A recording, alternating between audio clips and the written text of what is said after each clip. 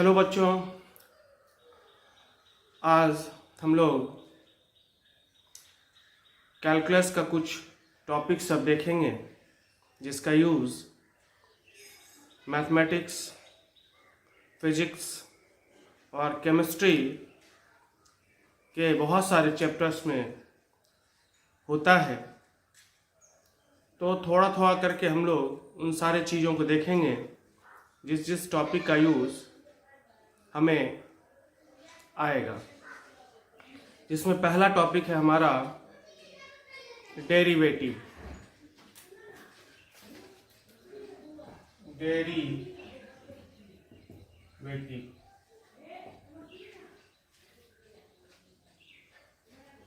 इस डेरिवेटिव को जानने से पहले एक टर्म है बहुत ही इम्पोर्टेंट जिसका नाम है फंक्शन। उस फंक्शन टर्म को थोड़ा सा हम लोग समझते हैं और फिर डेरिवेटिव पे हम लोग चलेंगे। तो आते हैं फंक्शन।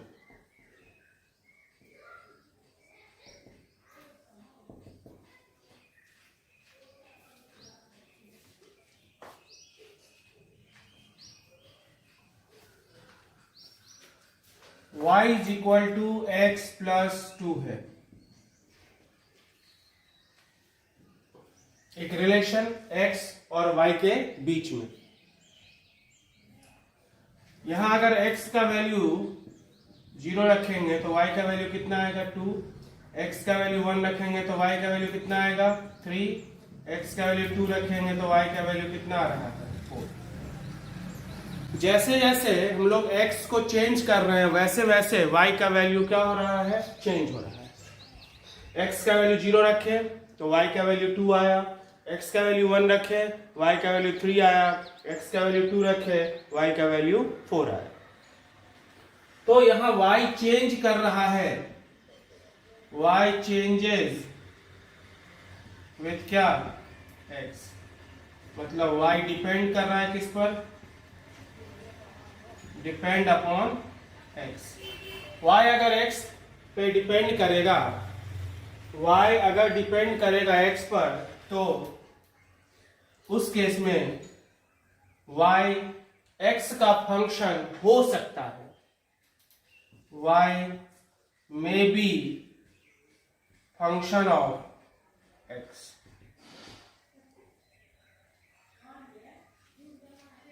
तो y डिपेंड कर रहा है किस पर, x पर। इसका मतलब y वेरिएबल है, लेकिन कैसा वेरिएबल, डिपेंडेंट वेरिएबल। x भी वेरिएबल है, x कैसा वेरिएबल, इंडिपेंडेंट वेरिएबल। और 2 क्या है, कांस्टेंट।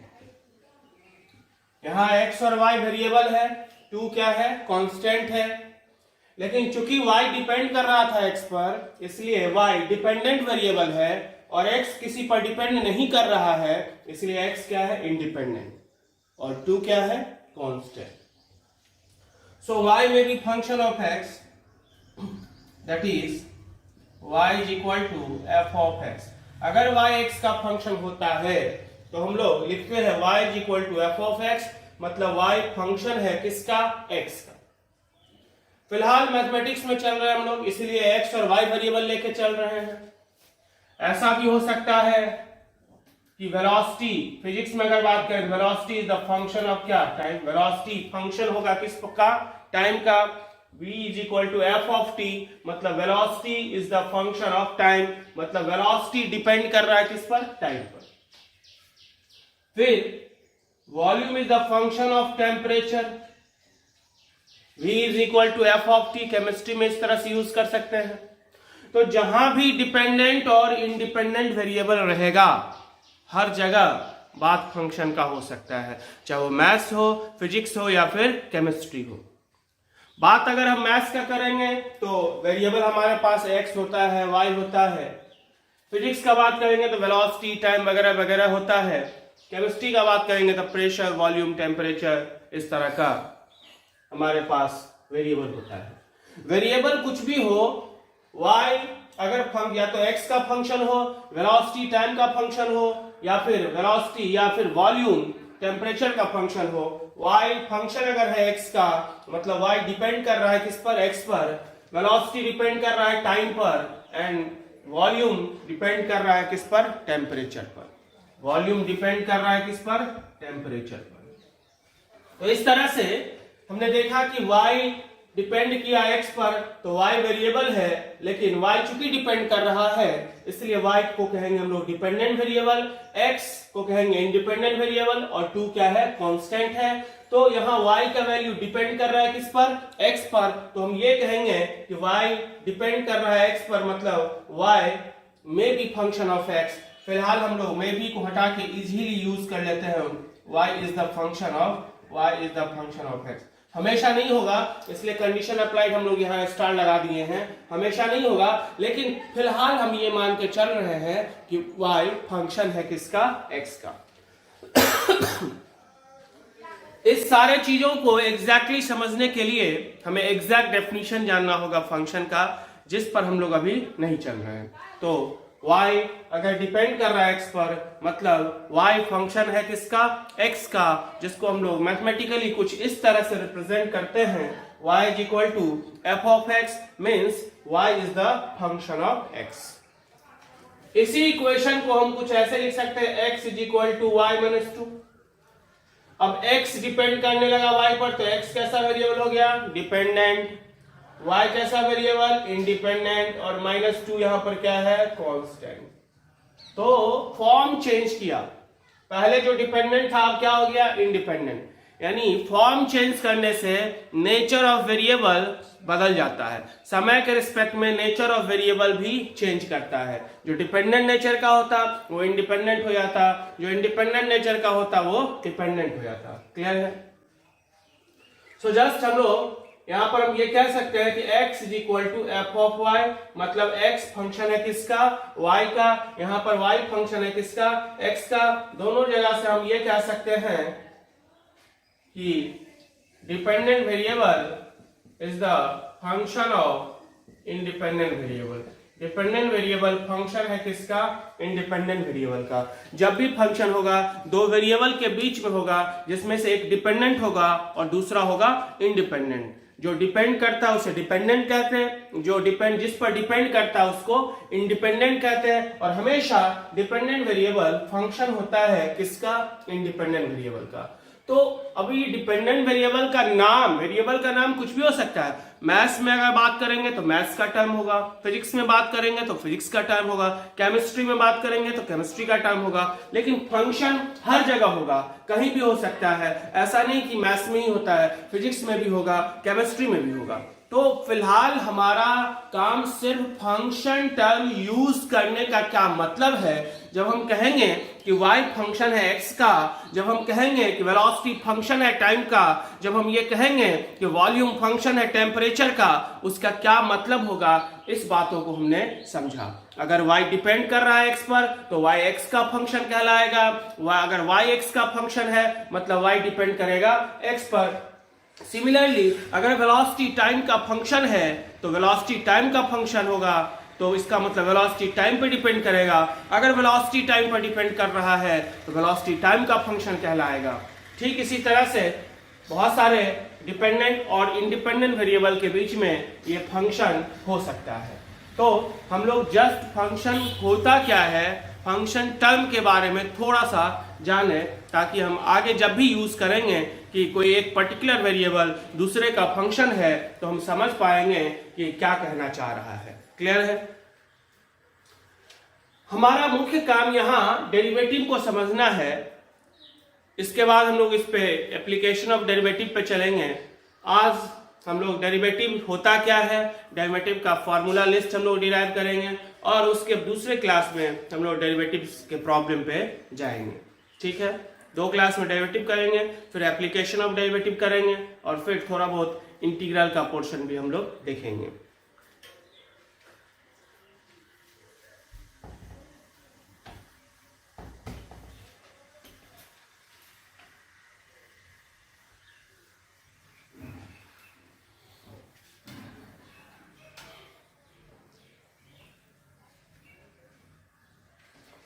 तो बात चूंकि मैथमेटिक्स का कर रहे हैं तो वेरिएबल हम लोग x और y लेके ही चलते हैं।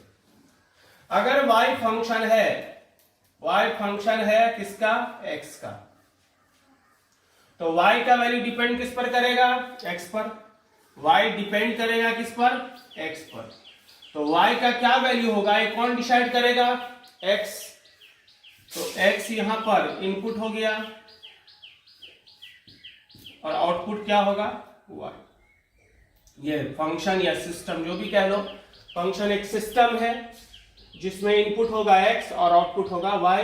क्योंकि यहाँ y फंक्शन है x का, मतलब y डिपेंड कर रहा है x पर, तो y का क्या वैल्यू होगा ये x डिसाइड करेगा। तो पहले हम x का वैल्यू पुट करेंगे, उसके अकॉर्डिंगली किसका वैल्यू आएगा, y का। मान लेते हैं इनपुट हमने x1 दिया, आउटपुट कितना आया, y1। फिर इनपुट बदल के x2 कर दिया, आउटपुट बदल के कितना हो गया, y2 मान लिया। तो चेंज इन x कितना हुआ, change in x is equal to कितना, x2 माइनस x1। क्योंकि चेंज का मतलब होता है फाइनल माइनस इनिशियल। चेंज मतलब, चेंज टर्म मतलब change is equal to final value, final minus कितना, इनिशियल। जो फाइनल वैल्यू है वो माइनस इनिशियल वैल्यू। अब सपोज इनिशियल, इनिशियल, फाइनल और चेंज। इनिशियल 2 था, फाइनल 3 है, चेंज कितना हुआ, 3 माइनस 2 इज इक्वल टू 1। और ये 3 था, ये 2 था, तो 2 माइनस 3 इक्वल टू कितना, -1। ये 2 था, ये 2 था, तो 2 माइनस 2 इक्वल टू 0। तो चेंज पॉजिटिव भी हो सकता है, निगेटिव भी हो सकता है और जीरो भी हो सकता है। हमेशा चेंज का मतलब final value minus initial value. तो चेंज इन x क्या हो गया, x2 माइनस x1। क्योंकि इनिशियल वैल्यू क्या था x का, x1, और फाइनल वैल्यू क्या था, x2। तो चेंज इन x हो गया x2 minus x1। Similarly change in y कितना होगा, change in y is equal to कितना, y2 माइनस y1। तो ये जो y में चेंज आया इतना, वो किसके कारण, x में इतना चेंज करने के कारण। क्योंकि y डिपेंड कर रहा था x पर, तो y का क्या वैल्यू होगा ये x डिसाइड करेगा। क्योंकि x में हमने चेंज किया, उसके कारण y में चेंज आया। कितना x में चेंज किया, x2 माइनस x1, उसके कारण y में कितना चेंज आया, y2 माइनस y1 आया कि नहीं। सो x2 माइनस x1 के कारण कितना चेंज आया, y2 माइनस y1। तो एक के कारण कितना चेंज होगा, y2 माइनस y1 बाय कितना, x2 minus x1। This is equal to change in y by कितना, change in x, that is delta y by कितना, delta x, delta y by delta x। और इसको हम लोग कहते हैं average rate, average rate of change in y with respect to x। y में change होने का एवरेज रेट किसके रिस्पेक्ट में, x के रिस्पेक्ट में। फिर से एक बार बात करते हैं, y यहाँ फंक्शन है किसका, x का। तो y का वैल्यू डिपेंड किस पर करेगा, x पर। y का क्या वैल्यू होगा, ये कौन डिसाइड करेगा, x। तो पहले हम x का वैल्यू पुट करेंगे एज ए इनपुट, और उसके अकॉर्डिंगली y का वैल्यू आएगा एज ए आउटपुट। इनपुट हमने x1 डाला, आउटपुट आया सपोज y1, और इनपुट बदल के हमने x2 किया, आउटपुट बदल के कितना हो गया, y2। तो x में चेंज कितना हुआ, x2 माइनस x1। क्योंकि चेंज का मतलब होता है final value minus initial value.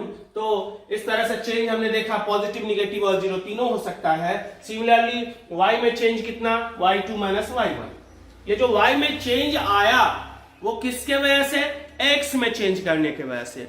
अगर हम x में चेंज नहीं करते तो y में कोई चेंज नहीं होता, क्योंकि यहां y डिपेंड कर रहा है किस पर, x पर। तो y का क्या वैल्यू होगा, ये डिपेंड करेगा किस पर, x के वैल्यू पर। क्योंकि हमने x में चेंज किया, उसके अकॉर्डिंगली हमें y में चेंज आया। तो x2 माइनस x1 के कारण y में कितना चेंज आया, y2 माइनस y1। तो एक के कारण कितना चेंज होगा, y2 minus y1 upon x2 minus x1, that is change in y by change in x, and that is equal to change in y को हम डिनोट करते हैं डेल्टा y से, और चेंज इन x का मतलब delta x। ये symbol है, चेंज इन y मतलब डेल्टा y से हम लोग जनरली डिनोट कर रहे हैं, चेंज इन x का मतलब डेल्टा x। तो इसको हम लोग कहते हैं average rate of change in y with respect to x। ठीक है,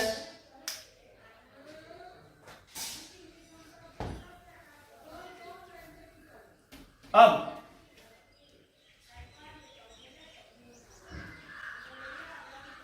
अगर x में चेंज लगभग 0 टेंड्स टू 0, ये साइन टेंड्स टू का मतलब बहुत करीब हो 0 के। अगर x में चेंज लगभग 0 के बराबर हो, टेंड्स टू 0, टेंड्स टू का मतलब लगभग, तो डेल्टा x लगभग 0 के बराबर है, एग्जैक्टली 0 नहीं है, मतलब बहुत ही कम है। x में चेंज बहुत ही छोटा है, स्मॉल चेंज है, लेकिन जो भी है, जितना भी है, x में चेंज तो हुआ, और जब हम x में चेंज करेंगे तो y में चेंज होना मस्ट है। अगर डेल्टा x टेंड्स टू 0, उस समय delta y by delta x, delta by delta x को हमने क्या कहा, average rate. Change in x लगभग 0 है, मतलब बहुत कम चेंज के कारण जो चेंज होगा, यहां change in y by change in x ही है, परंतु एक कंडीशन लगा हुआ है जहां चेंज इन x लगभग 0 है, and that is equal to dy by कितना, dx। Delta y by delta x, जहां डेल्टा x टेंड्स टू 0, यानी डेल्टा x जहां पे बहुत ही छोटा है, यानी स्मॉल ड्यूरेशन का बात कर सकते हैं, तो दैट इज इक्वल टू कितना, dy बाय dx। और इसको हम लोग पढ़ते हैं instantaneous rate, instantaneous rate of change in y with respect to x, और इसी को हम लोग कहते हैं derivative of y with respect to x। dy dx को हम लोग क्या कहते हैं, y का derivative, derivative of y with respect to x, y का डेरिवेटिव किसके रिस्पेक्ट में, x के रिस्पेक्ट में, और process of finding derivative is called differentiation. बहुत लोग इसको डिफरेंशिएशन के नाम से पढ़ते हैं कि differentiation of y with respect to x, ऐसा नहीं है। y का डेरिवेटिव किसके रिस्पेक्ट में, x के रिस्पेक्ट में, और जो प्रोसेस, जिस प्रोसेस से हम डेरिवेटिव फाइंड करते हैं, उस प्रोसेस का नाम है डिफरेंशिएशन। यानी डिफरेंशिएशन एक प्रोसेस है। साइन एक्स का डिफरेंशिएशन लोग कहते हैं कॉस एक्स, साइन एक्स का डेरिवेटिव कॉस एक्स होता है। हम जिस प्रोसेस से डेरिवेटिव फाइंड करते हैं, उस प्रोसेस को हम लोग कहते हैं डिफरेंशिएशन। फिर से एक बार इसको समझते हैं, change in y by change in x simply रहेगा, तो इसको हम लोग कहेंगे एवरेज रेट, और change in y by change in x, जहां चेंज इन x बहुत ही कम हो, यानी बहुत स्मॉल समय में स्मॉल चेंज के कारण जिस रेट से चेंज करेगा, उसको हम कहेंगे इंस्टेंटेनियस, यानी किसी क्षण में जो जिस रेट से चेंज, इंस्टेंट मतलब किसी पर्टिकुलर टाइम पर, मतलब स्मॉल ड्यूरेशन में, स्मॉल इंटरवल पर, क्षण में मतलब अचानक जो कुछ हो जाता है, अचानक जिस रेट से चेंज करेगा, उसको हम लोग कहते हैं इंस्टेंटेनियस चेंज। 10th क्लास में आप सब लोग ने पढ़ा होगा एवरेज एक्सेलरेशन और इंस्टेंटेनियस एक्सेलरेशन के बारे में। तो एवरेज एक्सेलरेशन क्या होता है, v2 minus v1 by t2 minus t1, है कि नहीं। एवरेज एक्सेलरेशन क्या होता है, v2 minus v1 by t2 minus t1। t1 velocity अगर टाइम का फंक्शन हो, तो t1 टाइम पर वेलोसिटी था सपोज v1, t2 टाइम पर वेलोसिटी था कितना, v2, तो t2 माइनस t1 के कारण वेलोसिटी में चेंज कितना आया, v2 माइनस v1, तो एक के कारण कितना चेंज होगा, v2 minus v1 by t2 minus t1, that is change in velocity by change in time. और इसको हम लोग क्या कहते हैं, एवरेज एक्सेलरेशन। क्या कहते हैं, एवरेज एक्सेलरेशन। लेकिन अगर डेल्टा t टेंड्स टू 0 हो, यानी स्मॉल ड्यूरेशन में, स्मॉल समय में, एक छोटे से समय में जिस रेट से चेंज करेगा, that is equal to dv by कितना, dt। और ये है average rate of change in velocity with respect to time, जिसको कि एवरेज एक्सेलरेशन कहते हैं। और ये है instantaneous rate of change in velocity with respect to time, जिसको हम लोग इंस्टेंटेनियस एक्सेलरेशन कहते हैं। क्लियर है।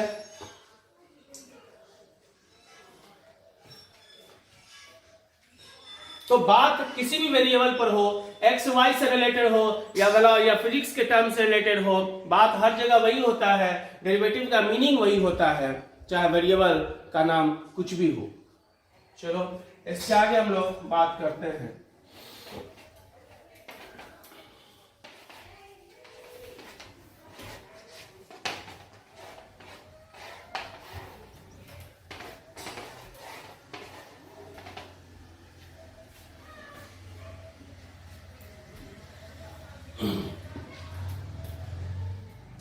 Derivative of some standard function with respect to x. कुछ स्टैंडर्ड फंक्शन का डेरिवेटिव किसके रिस्पेक्ट में? एक्स के रिस्पेक्ट में। तो dy बाई डी एक्स को हम लोग क्या पढ़ते हैं? Derivative of y, derivative of y का derivative with respect to x। y का डेरिवेटिव किसके रिस्पेक्ट में? x के रिस्पेक्ट में। y का डेरिवेटिव किसके रिस्पेक्ट में? x के रिस्पेक्ट में।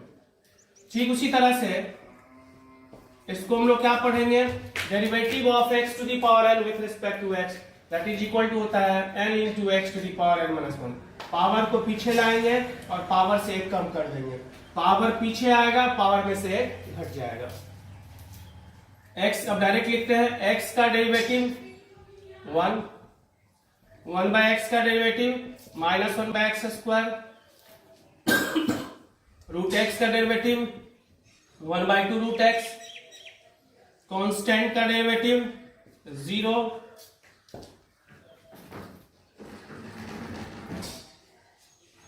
log x to the base e का derivative 1 by x, e to the power x का derivative e to the power x, यहां e एक कांस्टेंट है जिसका नाम है एक्सपोनेंशियल कांस्टेंट। कौन सा कांस्टेंट?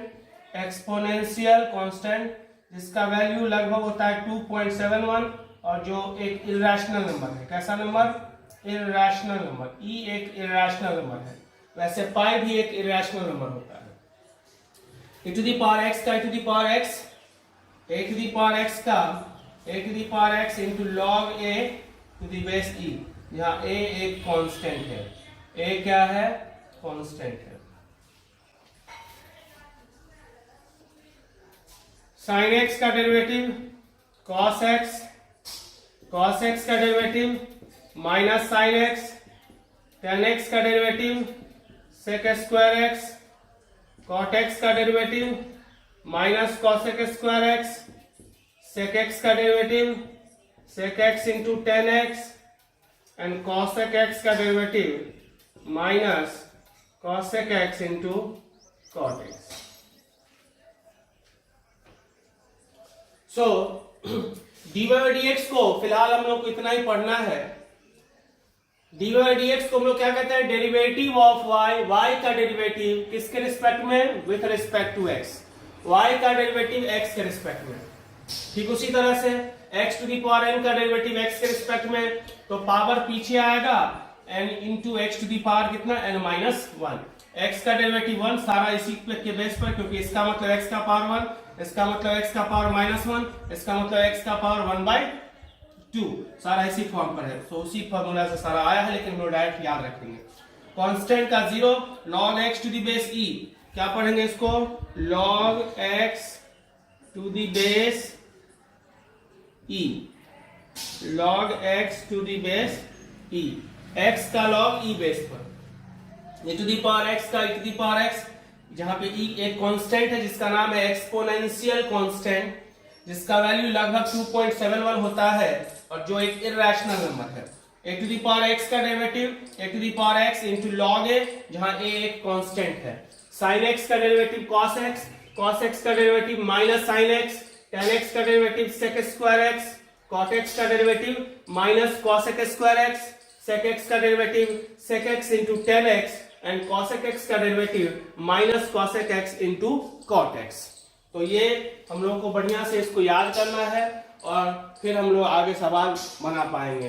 तो जो चीज याद करने वाला है उसे याद करना है, बढ़िया से याद करना है, क्योंकि लर्निंग भी एक प्रोसेस है किसी भी चीज को फास्टली सीखने का। तो इसलिए जो भी चीज याद करने के लिए आप लोगों को दिया जाता है वो समय पे याद करें, ताकि आसानी से आगे का जो पोर्शन होगा वो आसान हो जाएगा। अब कुछ रूल्स है डेरिवेटिव का।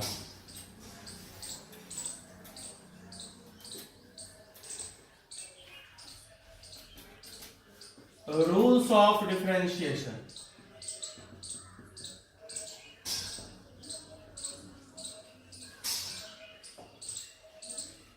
पहला, derivative of u plus v। अगर दो फंक्शन है अलग अलग, एक u और एक v, तो that is equal to u का derivative du plus dv। Derivative of u plus v that is equal to du plus dv। दूसरा derivative of u minus v is equal to du minus dv। u plus v का derivative, तो u का derivative करेंगे plus v का derivative करेंगे। Derivative of u minus v that is u का derivative minus v का derivative. Product में जब रहेगा derivative of u into v, तो यहाँ दो फंक्शन, एक ये पहला और ये दूसरा, तो एक पहला बार में पहला का डेरिवेटिव करेंगे, दूसरे को ऐसे अनचेंज छोड़ देंगे, फिर प्लस अब की बार पहले को छोड़ देंगे, दूसरा का डेरिवेटिव। अगर यही तीन रहेगा प्रोडक्ट में u v w, तो क्या होगा, फर्स्ट का डेरिवेटिव, बाकी दो अनचेंज रहेगा। दूसरे बार में दूसरा करेंगे, पहला तीसरा अनचेंज रहेगा, तीसरे बार में पहला दूसरा अनचेंज, तीसरा का डेरिवेटिव। और चौथा derivative of u by v, यहाँ भी पहला मतलब जो पहले लिखा है डेरिवेटिव ऑफ u इंटू दूसरा अनचेंज, इंटू था तो प्लस होता था, डिवाइड है तो माइनस होगा, minus u into derivative of v by v square. तो ये कुछ रूल्स है डेरिवेटिव का जिसको हम लोग यूज करेंगे बड़ा सा, थोड़ा सा बड़ा रहेगा जब, तो डिफरेंशियल डेरिवेटिव फाइंड करने के लिए। तो इतना तक हम लोगों को याद करना है, फिर इसके आगे हम लोग पढ़ेंगे।